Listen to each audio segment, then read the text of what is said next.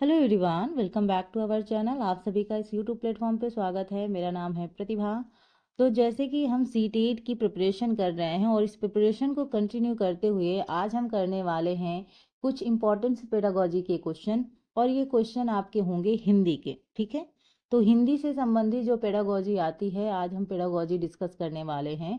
क्योंकि अगर आपको सीटेट में अच्छे मार्क्स चाहिए, अच्छे नंबरों से क्वालिफाई करना चाहते हैं, तो आपको पेडागोजी में स्पेशली ध्यान देना पड़ेगा। आप चाहे अदर चीज़ों में ध्यान दें ना दें, लेकिन अगर आपने पेडागोजी यानी शिक्षण शास्त्र अच्छे से पढ़ रखा है तो आपका आराम से क्लियर हो जाएगा। और टारगेट केवल 90 और 82 का मत रखिए, क्योंकि अगर आप 90 और 82 का रखते हैं ना तो कई बार फेल भी होने के चांसेस बढ़ जाते हैं। टारगेट हाई रखेंगे तो पास होने के भी चांसेस होंगे, और नंबर अगर अच्छे गेन करेंगे एक अदर कॉन्फिडेंट डेवलप होता है।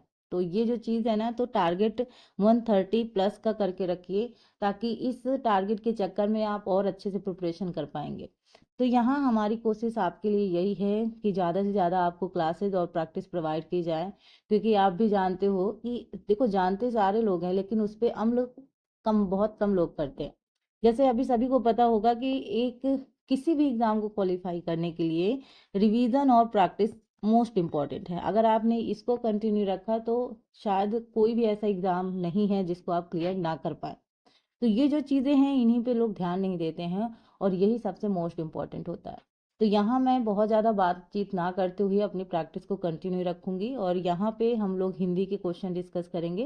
तो अगर आप चाहते हैं कि आपकी प्रैक्टिस ऐसी ही बरकरार रहे और आपकी तैयारी में हम आपकी कुछ मदद कर सकें, तो आप मेरे चैनल से जुड़ जाइए। चैनल को सब्सक्राइब कर लीजिए, बेल आइकन ज़रूर प्रेस कर लीजिएगा, जिससे मेरे क्लासेस की नोटिफिकेशन आप तक पहुँचे। और अगर क्लास पसंद आए तो लाइक करें, कमेंट में अपने फीडबैक ज़रूर शेयर करें, एंड ज़्यादा से ज़्यादा लोगों को शेयर करें।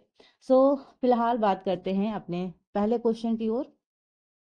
तो पहला क्वेश्चन, एक सेकेंड, हाँ जी।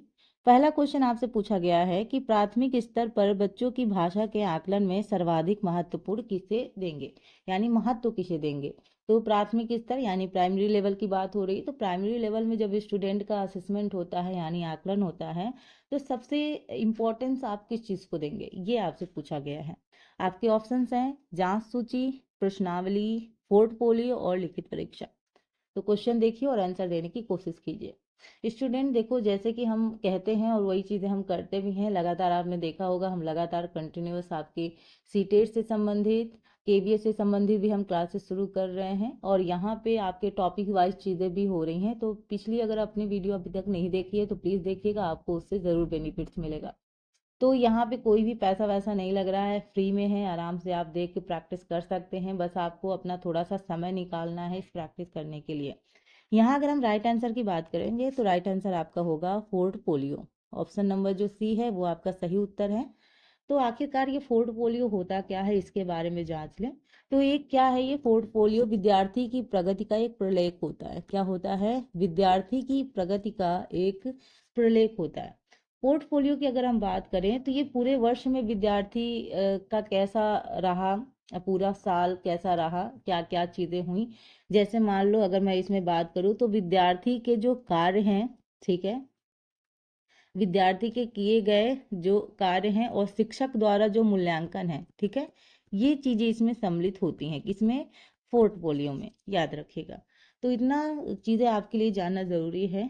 फिर अगर हम बात करें यहाँ पे, तो अगर यहाँ पे एक चीज़ याद रखिएगा कि बच्चों के भाषा कौशल में, ठीक है, दो तीन चीज़ें ज़रूरी हैं। पहली बात तो बालक जो भाषा कौशल के रूप में क्या करता है, आपका सुनना हो गया, आपका बोलना हो गया, वेट, आपका क्या हो गया, सुनना हो गया, आपका बोलना हो गया, और आपका पढ़ना हो गया, और आपका लिखना हो गया। कई बार इसका क्रम भी आ जाता है आपको लगाने के लिए, तो ये भी ज़रूरी है, ठीक है।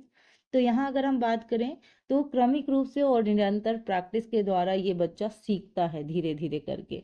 सुनना हो गया, बोलना हो गया, पढ़ना हो गया, और क्या हो गया, लिखना हो गया।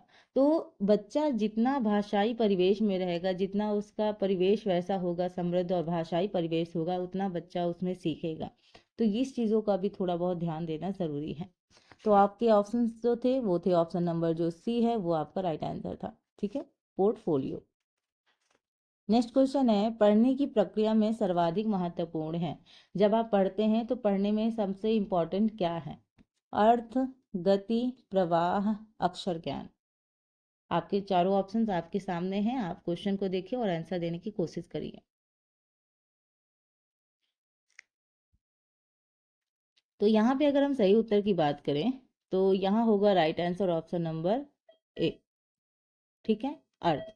तो पढ़ने की प्रक्रिया में सबसे इम्पोर्टेंट होता है अर्थ समझना। अगर आप कोई भी चीज़ पढ़ रहे हो और उसका आपको अर्थ ही नहीं पता है कि इसका मीनिंग क्या हुआ है, तो फिर पढ़ने का कोई भी अर्थ नहीं होता। कई बार हम क्या करते हैं, हम चीज़ें पढ़ लेते हैं, हमने कहा भाई हम ये चैप्टर पढ़ रहे हैं, हमने पूरी बुक कंप्लीट की, लेकिन उस बुक कंप्लीट करने के बाद हमें समझ में नहीं आता है कि हमने पढ़ा क्या है। हमें ये थोड़ा सा चीज़ होना चाहिए कि कभी भी कोई भी चीज़ पढ़ो, मुझे ये नहीं लगता कि पूरा चैप्टर कंप्लीट करो, पूरा बुक कंप्लीट करो, जितना भी पढ़ो लेकिन उसको समझो, जितना भी पढ़ो उतना समझो। तो पढ़ने के लिए सबसे इम्पोर्टेंट होता है उसकी मीनिंग समझना, उसका अर्थ समझना, यही इम्पोर्टेंट है और यही आगे जाके आपकी मदद भी करेगा। तो ऑप्शन नंबर जो ए है वही राइट आंसर है। नेक्स्ट क्वेश्चन है, बच्चों को लिखना सीखने में सबसे अधिक महत्वपूर्ण है। जब बच्चा लिखना सीखता है तो उसमें सबसे इम्पोर्टेंट क्या है? सुंदर लेखन होना चाहिए, वर्तनी की शुद्धता होनी चाहिए, काव्यात्मक भाषा होनी चाहिए, या विचारों की अभिव्यक्ति होनी चाहिए। तो ये चार ऑप्शन देखिए और राइट आंसर देने की कोशिश कीजिए कि बच्चों को लिखना सीखने में सबसे अधिक महत्वपूर्ण है, क्या है सबसे अधिक महत्वपूर्ण। ठीक है,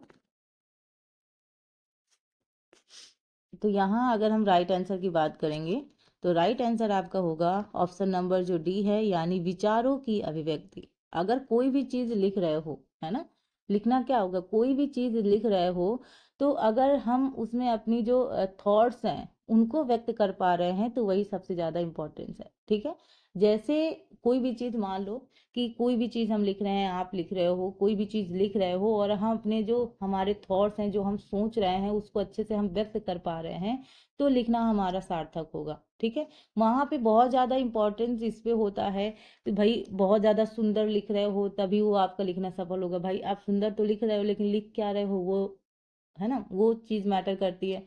फिर बात है वर्तनी की शुद्धता, वर्तनी की शुद्धता इंपॉर्टेंट है, लेकिन अगर आप सीटेट के हिसाब से सोचोगे तो सबसे ज्यादा जो बेस्ट ऑप्शन होता है उस पे हम जाते हैं, है ना। वर्तनी की शुद्धता काफी हद तक इम्पॉर्टेंट है, लेकिन अगर हम बात करें इस तीनों ऑप्शंस में सबसे ज्यादा इंपॉर्टेंस होता है आपका विचारों की अभिव्यक्ति।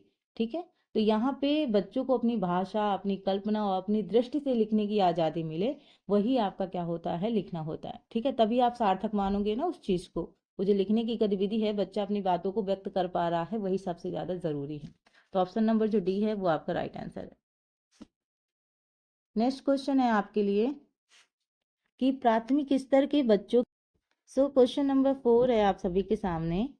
प्राथमिक स्तर के बच्चों के लिए पाठ्य पुस्तक के निर्माण में आप सर्वाधिक महत्वपूर्ण किसे मानते हैं? प्रसिद्ध रचनाएं, भाषा की विभिन्न रंगतें, भाषा का विविध गद्य साहित्य, या फिर प्रसिद्ध लेखन।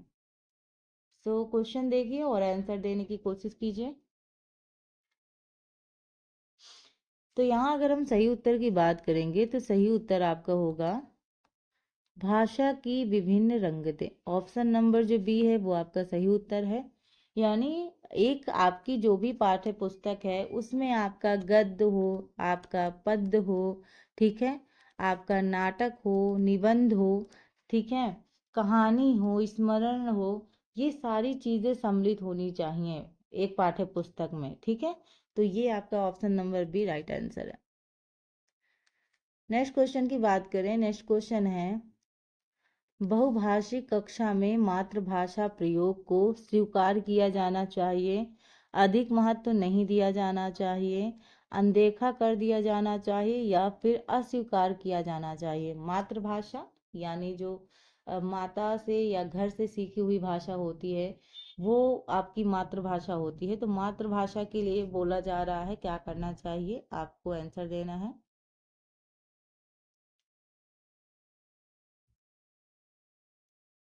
तो यहाँ अगर हम बात करें, आपका जो राइट आंसर होगा वो होगा ऑप्शन नंबर ए। आप सभी जानते हैं क्या करना चाहिए, स्वीकार करना चाहिए। ठीक है, यानी स्वीकार किया जाना चाहिए मातृभाषा को। तो यहाँ पे बात करें तो बच्चे अपने साथ कुछ लेकर विद्यालय में आते हैं, ठीक है, बहुत कुछ अगर बात किया जाए, जब बच्चा विद्यालय में आता कहता है कि सबसे पहला जो बच्चे की सीखने की शुरुआत होती है वो परिवार से ही होती है, फैमिली से होती है। बच्चा अपने फैमिली में बहुत कुछ सीखता है, उसके बाद वो स्कूल आता है। तो जब फैमिली ने उनको सिखाया है हर चीज़, बच्चे ने अपनी वही मातृभाषा में ही सारी चीज़ें सीखी हैं, उसके बाद जब वो विद्यालय में आता है तो बहुत सारी चीज़ें वो लेके आता है। अपनी अपनी भाषा लेके आया, अपना अनुभव लेके आया, यानी अपना जो उसने एक्सपीरियंस किया है उसको लेकर आया, और दुनिया को देखने का अपना नज़रिया भी लेके आया।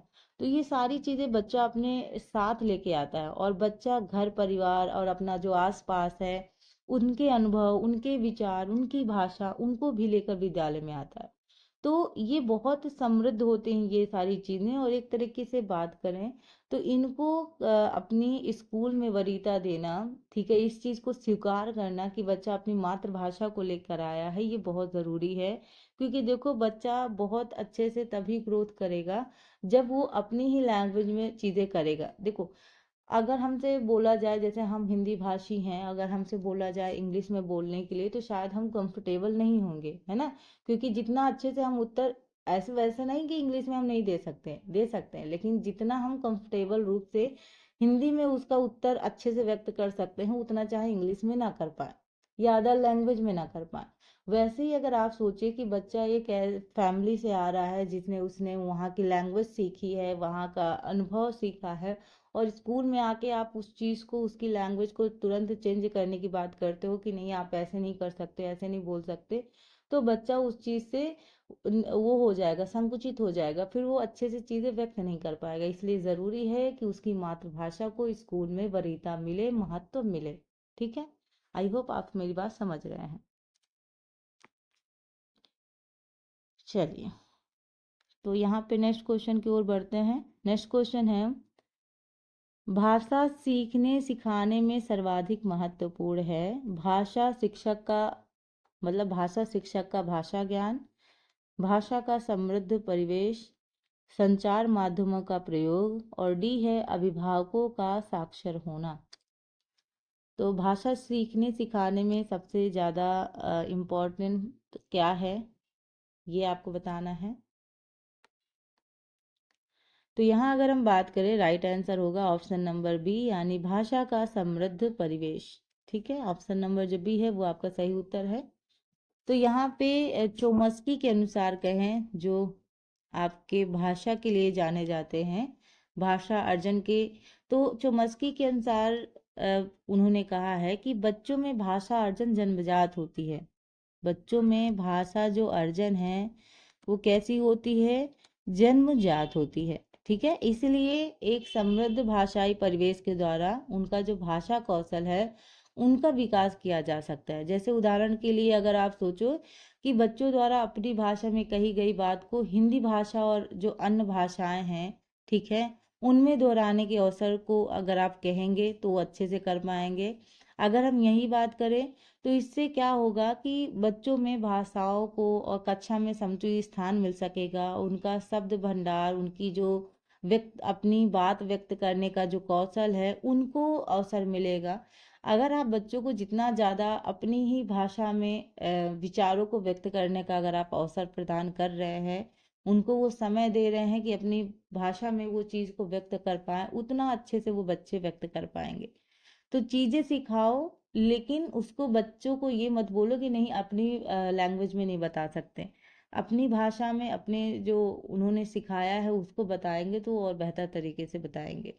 तो ये जो चीज़ें हैं, चोम्स्की को इसलिए भाषा के लिए जाना जाता है, याद रखिएगा। नेक्स्ट है आपका, भाषा कौशल के संबंध में कौन सा कथन सही नहीं है, ये पूछा है। भाषा कौशल एक दूसरे से संबंधित होते हैं। भाषा कौशल एक क्रम में ही अर्जित किए जाते हैं। भाषा कौशल एक क्रम में अर्जित नहीं किए जाते। और डी है आपका, भाषा कौशल एक दूसरे को प्रभावित करते हैं। तो नहीं है पूछा है, ये पहले ही आप उसको गोला कर लो, क्योंकि जब नहीं है वाला है ना तो वो कई बार क्या होता है, आप भी जानते हो कि सीटेट का पेपर थोड़ा लेंदी आता है, आपका टाइम बहुत लगता है, जिसकी वजह से आप जल्दी जल्दी क्वेश्चन करने की कोशिश करते हो और यहीं पे गलती हो जाती है।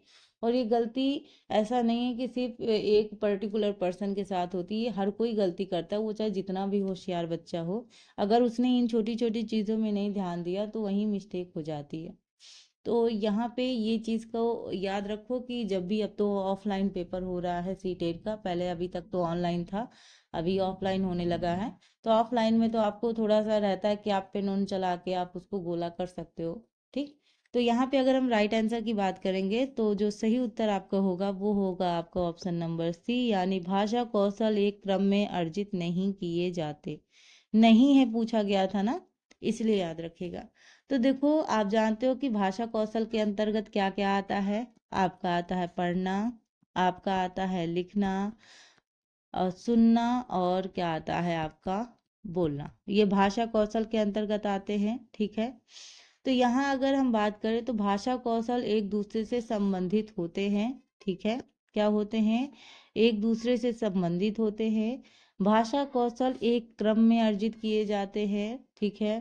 भाषा कौशल एक दूसरे को प्रभावित करते हैं। लेकिन अगर यहाँ बात करें भाषा कौशल एक क्रम में अर्जित नहीं किए जाते, ये आंसर है गलत, और गलत ही हमसे पूछा गया था, ठीक। नेक्स्ट क्वेश्चन है आपका, बच्चों की भाषा प्रयोग में होने वाली त्रुटियों के संबंध में कौन सा कथन उचित नहीं है। फिर नहीं वाला क्वेश्चन आया है, ध्यान दीजिएगा। त्रुटियों का अर्थ है भाषा अज्ञानता। त्रुटियों बच्चों की मदद का मार्ग तय करती हैं। त्रुटियां मतलब गलतियां, ठीक है। त्रुटियों का अर्थ नहीं है शिक्षक में कमी, और त्रुटियां सीखने की प्रक्रिया का एक पड़ाव है। तो चारों ऑप्शंस आपके सामने हैं, क्वेश्चन देखिए और आंसर दीजिए। तो यहाँ अगर हम बात करें तो आपका जो नहीं है पूछा गया है, तो नहीं है में होगा आपका आंसर ऑप्शन नंबर ए। त्रुटियों का अर्थ है भाषा अज्ञानता। नहीं है पूछा गया है, इस चीज पे फोकस करिएगा। तो बच्चों की भाषा प्रयोग में होने वाली जो त्रुटियों के संबंध में यह कहना गलत होगा कि त्रुटियों का अर्थ है भाषा अज्ञानता। वहीं अगर हम बात करते हैं, जो गलतियां होती हैं वो अधिगम का हिस्सा ही माने जाते हैं। गलतियां क्या है, अगर त्रुटियां हो रही हैं तो ये अधिगम का ही हिस्सा है। आप, ऐसा हो ही नहीं सकता कि आप पढ़ रहे हैं, आप सीख रहे हैं तो आपसे गलतियां नहीं होंगी। अब मान लो आप खाना बनाना ही सीख रहे हो या किसी भी चीज को सीख रहे हो, स्कूटी ही सीख रहे हो, तो गिरते हो कि नहीं गिरते हो? इधर उधर होते हो कि साइकिल चलाने में हम कितनी बार गिरते हैं, सॉरी। तो यहाँ अगर हम बात करें, कोई भी चीज़ सीखी जाए, कोई भी चीज़ सीखी जाए, अगर उसमें गलतियां हो रही हैं इसका मतलब है हम आगे प्रगति कर रहे हैं, हम सीख रहे हैं उस चीज़ को।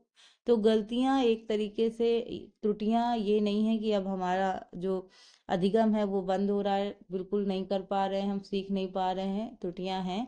तो एक तरीके से ये बताती हैं कि बच्चा क्या कर रहा है, सीख रहा है, ठीक है। तो शिक्षक को, अगर यहाँ पे देखो एक चीज और है, यहाँ पे दिया है कि त्रुटियां बच्चों की मदद का मार्ग तय करती हैं, सही बात है। त्रुटियों का अर्थ नहीं है शिक्षक में कमी, ये बात भी सही है। यानी गलतियां अगर हो रही हैं इसका मतलब ये नहीं कि शिक्षक ही मतलब शिक्षक में कोई कमी है, टीचर में कोई कमी है। त्रुटियां सीखने की प्रक्रिया का एक पड़ाव है, राइट। तो ये तीनों कथन सही हैं, लेकिन अगर हम एक ही बात कर रहे हैं तो ये सही नहीं है। नेक्स्ट क्वेश्चन की बात करें तो नेक्स्ट क्वेश्चन आपसे पूछा गया है कि निम्न में से कौन सा प्रश्न बच्चों की भाषा आकलन की दृष्टि से सर्वाधिक उपयोगी है। तो कौन सा प्रश्न बच्चों की भाषा आकलन की दृष्टि से सर्वाधिक उपयोगी है। ईदगाह कहानी को अपनी भाषा में सुनाइए। ईदगाह कहानी में हामिद ने क्या खरीदा। ईदगाह कहानी की मुख्य घटनाएं बताइए। और डी है ईदगाह कहानी का मुख्य पात्र का नाम बताइए। तो सबसे उपयोगी क्या है वो आपको बताना है। तो प्रश्न देखिए और आंसर दीजिए। स्टूडेंट कमेंट में अपने फीडबैक ज़रूर दिया कीजिए कि आपको क्लास कैसी लगी, आपको कैसे और क्वेश्चन मैं लेके आऊँ, और किस टॉपिक्स पे आप पढ़ना पसंद करोगे। इन सारी चीज़ों को आप कमेंट बॉक्स में कर सकते हो। मैं आपके कमेंट्स ज़रूर पढ़ती हूँ। इससे मुझे भी अच्छा लगता है कि बच्चे इस चीज़ में इन्वॉल्व हैं। कोई चीज़ होती है ना, सहयोग से होती है। बच्चा और टीचर के प्रति जो होता है ना, सहयोग होता है, आपस में इंटरेक्शन होता है ना, तो चीज़ें और बेहतर होती हैं। तो वही हम आपके साथ में, ऑनलाइन ज़रूर चीज़ें होती हैं लेकिन ऑनलाइन चीज़ों में भी इंटरेक्शन इम्पॉर्टेंट है, ठीक है। तो आपका कमेंट करना मेरे लिए एक तरीके से मोटिवेशन ही है। मैं और बेहतर क्लास लाने की कोशिश करूँगी। और यहाँ मैं कोई भी आपसे ये भी नहीं कह रही हूँ कि आप मतलब लाइक करो। बस मुझे ये है कि आप ज़्यादा से ज़्यादा आप समय दीजिए प्रैक्टिस को, आपके लिए ही अच्छा है। हम जो भी करते हैं आपके लिए करते हैं। जितना ज़्यादा हो सके आप इस प्रैक्टिस को करिए हमारे साथ, और अपनी तैयारी को और अच्छा बनाइए। तो यहाँ अगर हम राइट आंसर की बात करें तो राइट आंसर होगा आपका ऑप्शन नंबर ए, ईदगाह कहानी को अपनी भाषा में सुनाइए। ठीक है, ये आपका राइट आंसर होगा। तो यहाँ पे अगर हम असेसमेंट की दृष्टि से देखें, यानी आकलन की दृष्टि से देखें, तो ये कथन सबसे ज़्यादा ज़रूरी है। तो यहाँ पे बच्चे में एक तरीके से कहें तो जो सृजनात्मक क्षमता है, यानी कॉग्निटिव एबिलिटी है, या अगर हम बात करें भाषा कौशल का आकलन किया जा सकता है। तो जब भी बच्चे अपनी लैंग्वेज में उस चीज़ को बताएंगे, अपनी भाषा में उस चीज़ को सुनाएंगे, तो वो बेहतर तरीके से सुनाएंगे, है ना।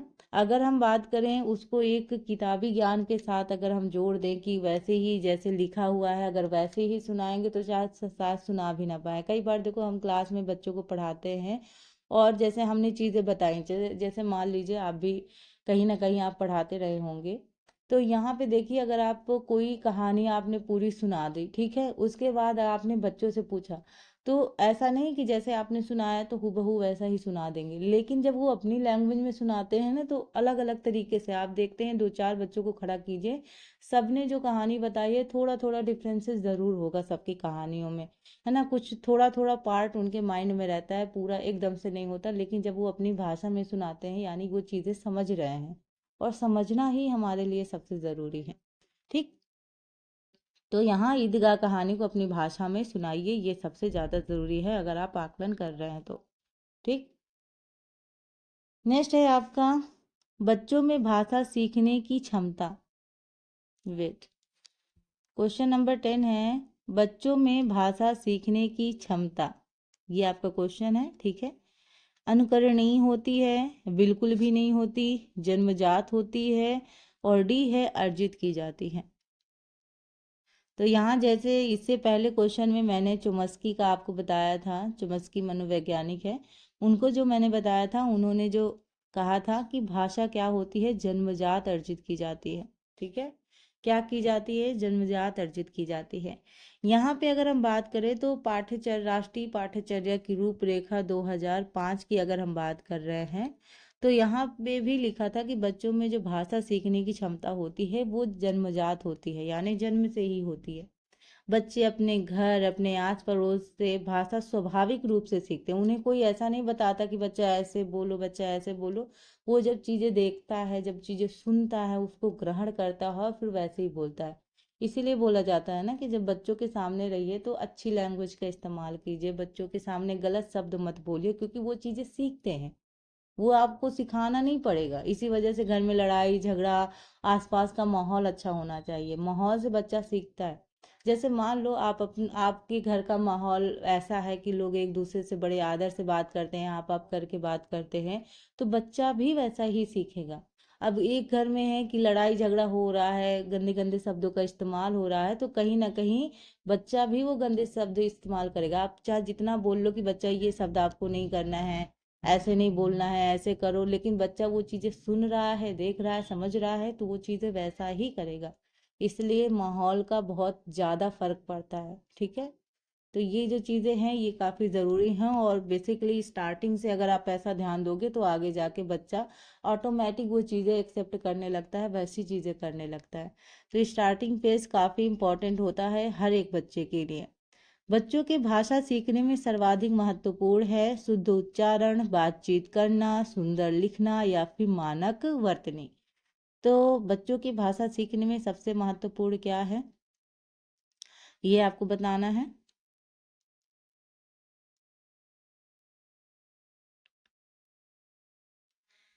तो यहाँ अगर हम बात करें तो जो राइट आंसर होगा वो होगा आपका ऑप्शन नंबर बी, यानी बातचीत करना। ठीक है, तो यहाँ अगर हम बात करें तो क्योंकि क्या होता है कि बच्चे में सबसे महत्वपूर्ण क्या है, की बातचीत करना है ना, क्योंकि अगर हम भाषाई कौशल की बात करें तो उसकी अपेक्षा मौखिक भाषा का जब बच्चा दैनिक यानी डेली जीवन में सबसे ज़्यादा उपयोग करता है, बातचीत के द्वारा ही बच्चा चीज़ें कहता है, अपनी बात को व्यक्त करता है।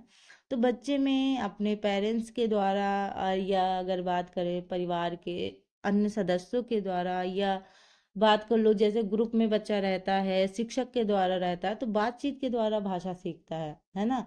हम एक दूसरे से इंटरेक्ट करते, जैसे लेव वाइगोस्की महोदय जी ने जैसे समाज को सबसे इम्पोर्टेंट माना है, तो उन्होंने भाषा को भी सबसे इम्पोर्टेंट माना है। उन्होंने कहा कि अपनी बातचीत को जब हम व्यक्त करते हैं तो भाषा एक टूल का काम करती है, यानी भाषा के माध्यम से ही हम अपनी बातों को व्यक्त कर पाते हैं। हम चाहे वो आप अपने पेरेंट्स हों या घर के किसी अन्य सदस्य हों या आस पड़ोस वाले हों या हमारे जो साथी संगी है जिसके साथ हम खेलते हैं, पढ़ते हैं, उठते हैं, बैठते हैं, या फिर अगर हम बात करें शिक्षक से, तो भाषा ही एक माध्यम है जिसके द्वारा हम बातचीत करते हैं और बेहतर सीखते हैं। तो ये जो चीज़ें हैं ये ज़रूरी है। तो ऑप्शन नंबर जो बी है ये सही उत्तर है। वहीं बात करें तो नेक्स्ट क्वेश्चन है कि प्राथमिक स्तर पर भाषा सीखने सिखाने का अर्थ है भाषा का प्रभावी प्रयोग, साहित्य की रचना, अलंकारिक भाषा का प्रयोग, या फिर डी है वर्णमाला सीखना। तो देखो ये हिंदी का आपका प्रीवियस ईयर क्वेश्चन है, तो हिंदी के जो क्वेश्चन हैं वो प्राथमिक लेवल के ऐसे ही आएंगे, ऐसे ही आपको करना पड़ेगा। जैसे आपके प्रश्न में आपको लगेगा कि जैसे एक जैसा प्रश्न दे रखा है, लेकिन जब आप ऑप्शंस देखोगे आपको डिफरेंट लगेंगे, है ना। तो यहाँ अगर हम बात करें इस क्वेश्चन की राइट आंसर की, तो राइट आंसर आपका होगा भाषा का प्रभावी प्रयोग। ऑप्शन नंबर जो ए है वो आपका सही उत्तर है। तो प्राइमरी लेवल की अगर हम बात करते हैं तो भाषा सीखने और सिखाने के संबंध में सबसे ज़रूरी है कि बच्चा विभिन्न संदर्भों में भाषा का प्रयोग कर सके। ठीक है, तो यहाँ ये ज़्यादा ज़रूरी है कि बच्चा अलग अलग संदर्भों में उस भाषा का प्रयोग कर सके प्रभावी रूप से, ये ज़्यादा ज़रूरी है। तो जैसे कि हम जानते हैं कि पढ़ना, सुनना, लिखना, बोलना, इन चारों प्रक्रियाओं में बच्चे अपने पूर्व ज्ञान की सहायता से, यानी जो पहले उन्होंने सीख रखा है उसकी सहायता से अर्थ की रचना कर पाए, ये सबसे ज़्यादा ज़रूरी है। ठीक है, तो ऑप्शन नंबर ए आपका सही उत्तर है। नेक्स्ट है बच्चे सामाजिक अंतःक्रिया से भाषा सीखते हैं, यह विचार किसका है? जीन पियाजे का, स्किनर का, पावलाव का, या फिर वाइगोस्की महोदय जी का। तो बच्चे सामाजिक अंतःक्रिया से भाषा सीखते हैं, यह विचार किसने दिया है ये आपको बताना है। ठीक है, तो यहाँ अगर हम बात करें सही उत्तर होगा आपका लेव वाइगोस्की महोदय। लेव वाइगोस्की महोदय जी ने भाष कहा है कि बच्चे सामाजिक अंतःक्रिया यानी सोशल इंटरेक्शन, ठीक है, भाषा के माध्यम से करते हैं। जैसे मैंने आपसे कहा कि जो आपके लेव वाइगोस्की हैं उन्होंने समाज और उन्होंने संस्कृति और भाषा इन तीनों चीज़ों को वरीयता दी है। उनकी जो थ्योरी है वो थ्योरी भी क्या है, सोशियो कल्चर थ्योरी है। और सोशियो कल्चर थ्योरी में उन्होंने कहा कि अपनी बात को व्यक्त करना या क्या कहते हैं कि अपनी एक दूसरे से इंटरेक्ट करने का सबसे उपयुक्त माध्यम आपकी भाषा ही होती है। और भाषा एक टूल का काम करती है जिसके द्वारा हम अपने विचारों का आदान प्रदान करते हैं। ठीक है, तो ऑप्शन नंबर जो ए है वो सॉरी डी है वो आपका राइट आंसर है। वहीं अगर हम जीन पियाजे जी की बात करेंगे तो जीन पियाजे जी की थ्योरी है कॉग्निटिव डेवलपमेंट। कॉग्निटिव डेवलपमेंट यानी संज्ञानात्मक विकास का सिद्धांत। तो इन्होंने क्या कहते हैं उसमें 4 स्टेजेस बताई हैं जिनको मैंने डिटेल में पढ़ाया है आप सभी को। अगर आपने अभी तक जीन पियाजे की थ्योरी नहीं देखी है तो प्लीज़ देख लीजिएगा, क्योंकि सीटेट की स्पेशली बात कर रहे हैं हम, तो सीटेट में जो इम्पोर्टेंट मनोवैज्ञानिक हैं वो आपके जीन पियाजे हैं, वाइगोस्की हैं, कोहलबर्ग हैं, और हावर्ड गार्डनर से एक क्वेश्चन आ जाता है। तो ये जो कुछ चीज़ें हैं ये ज़रूरी हैं, और अगर आपने इनको पढ़ लिया तो इन्हीं से क्वेश्चन आपका आ जाता है। ठीक है, प्राथमिक स्तर के बच्चों के भाषा विकास की दृष्टि से सर्वाधिक महत्वपूर्ण है समाचार पत्र, बाल साहित्य, पत्रिका, या फिर पाठ्य पुस्तक। तो प्रश्न देखिए और उत्तर दीजिए।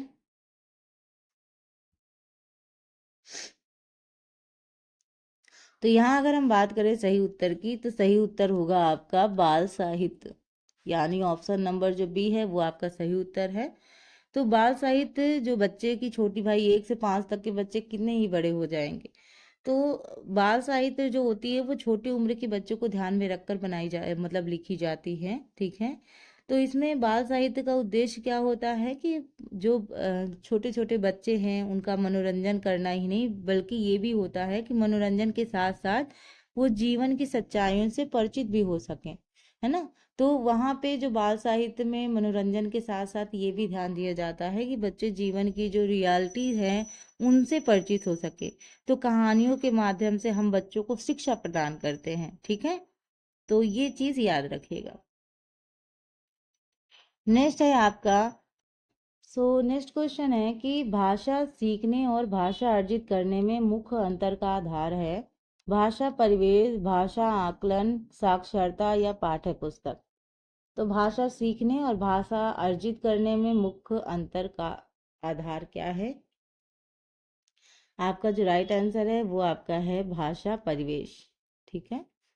तो बच्चा जो भाषा सीखता है, ठीक है, तो भाषा सीखने में परिवेश की अहम भूमिका होती है। जो आसपास का बच्चे का माहौल होता है, जो बच्चे का वातावरण होता है, यानी जैसा इन्वायरमेंट होता है वैसा ही भाषा सीखता है।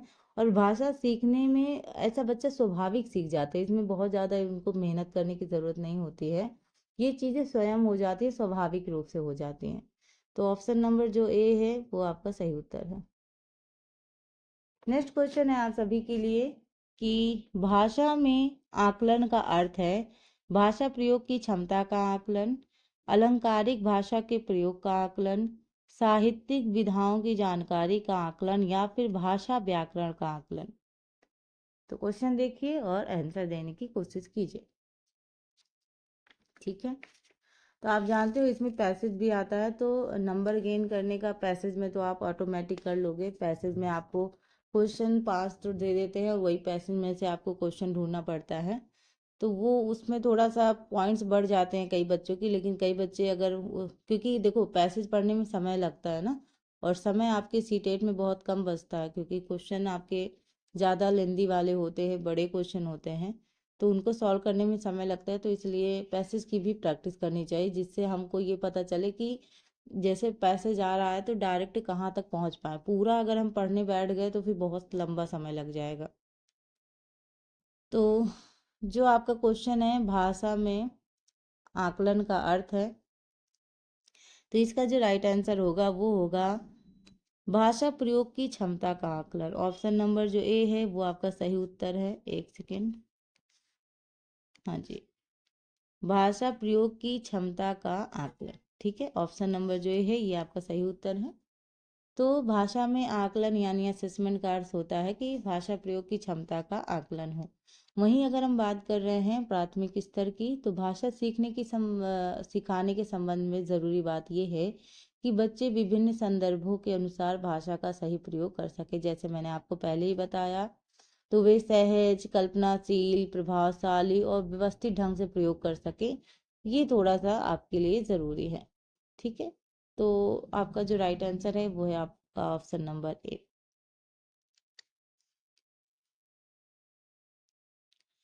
तो मुझे लग रहा है कि ये क्वेश्चन थोड़ा सा रिपीट हो गया है आपका, तो इसको जाने देते हैं।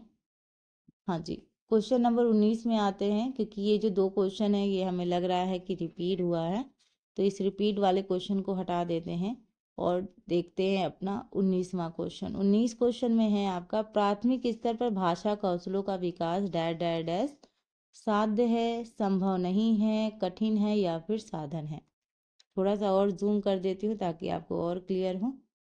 तो ये आपका क्वेश्चन है कि प्राथमिक स्तर पर भाषा कौशलों का विकास साध्य है, संभव है, कठिन है या फिर साधन है, ये आपको बताना है। तो यहाँ पे कई बार लोग साधन और साध्य में थोड़ा सा कंफ्यूज हो जाते हैं। तो यहाँ अगर राइट आंसर की बात करेंगे तो राइट आंसर होगा आपका साध्य है।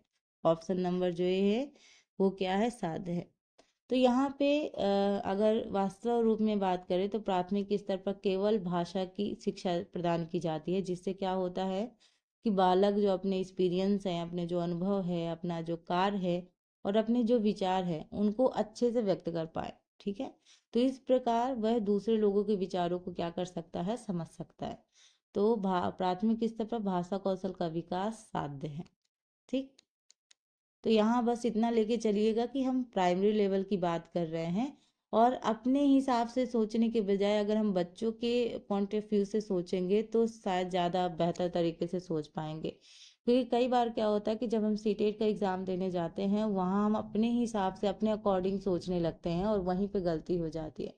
तो आपको बच्चों के पॉइंट के हिसाब से सोचना है। जब आप उनके हिसाब से सोचोगे कि उस वक्त उनको क्या ज़रूरी है, उस वक्त उनको क्या, क्योंकि जब हम टीचर बनते हैं तो हमें उन्हीं को बच्चों को पढ़ाना रहता है, उन्हीं बच्चों के साथ इन्वॉल्व होना पड़ता है। तो हम कैसे बेहतर तरीके से बच्चों को समझ सकते हैं, इसके लिए ये पेपर होता है। तो ज़रूरी है कि पेपर के चीज़ों को समझा जाए। तो आपका नेक्स्ट क्वेश्चन है कि प्राथमिक स्तर पर बच्चों की मौखिक विविध, ये क्या क्वेश्चन है, एक सेकंड, थोड़ा सा क्वेश्चन में कुछ प्रॉब्लम है। ठीक है, यहाँ पे आपका मौखिक अभिव्यक्ति होना चाहिए, विविध हो गया है यहाँ पे, मौखिक अभिव्यक्ति। ठीक है, मौखिक अभिव्यक्ति होनी चाहिए थी। ठीक है, तो प्राथमिक स्तर पर बच्चों की मौखिक अभिव्यक्ति का विकास करने की दृष्टि से सर्वाधिक महत्वपूर्ण गतिविधि है कहानी को ज्यों का त्यों दोहराना, कहानी सुनकर चित्र बनाना, कहानी सुनकर शब्दंशः लिखना, या फिर कहानी सुनकर उसे अपनी भाषा में कहना। तो आप बताइए इसका सही उत्तर क्या होगा। प्राथमिक स्तर पर बच्चों की मौखिक अभिव्यक्ति का विकास करने की दृष्टि से सबसे महत्वपूर्ण जो गतिविधि है वो कौन सी है।